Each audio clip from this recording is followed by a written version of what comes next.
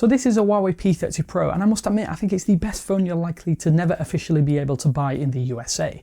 It's a fantastic mix-up of camera excellence and powerhouse performance, but that doesn't mean it's perfect, so let's see why. I'm not going to lie, having very little real experience of last year's P20 Pro, I was expecting the P30 Pro to act as a gateway to the no doubt upcoming Mate 30 Pro later this year.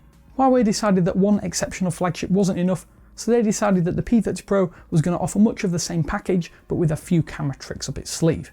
Internally, this handset is very much the same as the Mate 20 Pro, so that means Kirin 980 chipset, RAM starting at 6GB and 128GB of internal storage that can be expanded via Huawei's own NM card, which is really difficult to get a hold of, I might add. Internals aside, the hardware is simply exquisite. Although the lack of QHD Plus display might not be a deal breaker, it is a little bit disappointing when this phone costs over $1,000. The notch is tiny though, and although it doesn't play host to any 3D face scanning tech, is but a mini distraction from an overall 7 out of 10 AMOLED panel. You'll also notice that there's no earpiece speaker grill either with the P30 Pro, as it uses a new vibrating display portion to replicate the earpiece, and I found it works just as well. Calls are clear and engaging with no distortion, although I would do with the volume getting a little bit higher. I must say I'm in love with the array of colours, and the breathing crystal model I have is simply gorgeous in person. Arguably it's the best colour smartphone I've used probably ever. The slim profile and curved glass display also help the tall slender P30 Pro nestle into your palms for that extended comfort. That helps when using the in-display reader, which has had a bit of a speed boost over last year's Mate 20 Pro. I still can't say I'm a huge fan, but speed increases are always welcomed. Plus it works pretty well with my new Spigen screen protector, which is another bonus. Performance is excellent as you'd expect thanks to the power brought about by the Kirin 980 and RAM allowance. The P30 Pro flies through anything I can throw at it, and it zips through the bog standard tasks with aplomb. You should have absolutely zero worries about performance, but the software does feel a little bit disjointed at times. EMUI has grown on me, but the inconsistencies do irk after a little while. Things like the device feeling a little bit like iOS Lite in many areas, and the number of useless duplicate apps. I'm led to believe that EMUI 10 will resolve much of this, but when will we see that update? Time will tell. Hardware aside, it's the P in the P30 Pro that really differentiates this device from the Mate 20 Pro, because that P stands for photography. The Huawei P30 Pro offers photographic flexibility unlike any other handset available on the market, and it does things that others just simply can't. Until recently, the Pixel 3 and their fantastic night sight mode were sometimes seen as the pinnacle of nighttime photography, but the P30 Pro simply wipes the floor with the Pixel in almost all shooting scenarios. Part of that is the single shot auto mode, which can do better in low light than almost all cameras out there can do with long exposure modes. Huawei's brand new RYYB sensor is said to help with this, as claims were made that it can capture up to 40% more light from the light spectrum.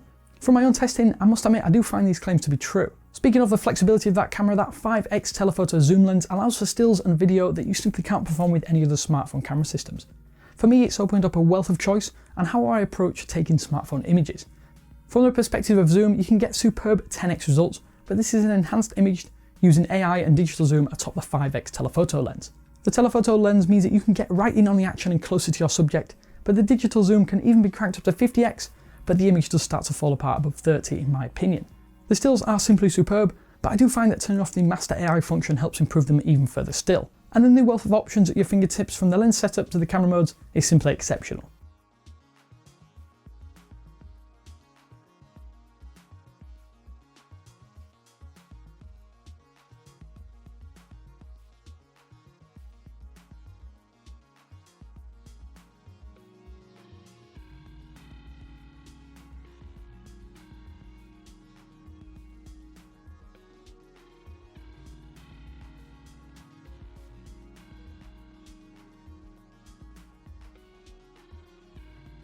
Conversely, in video, the results are impressive, but the colours are a little bit saturated except for the wide-angle lens. But I'm sure that can be resolved with a software update.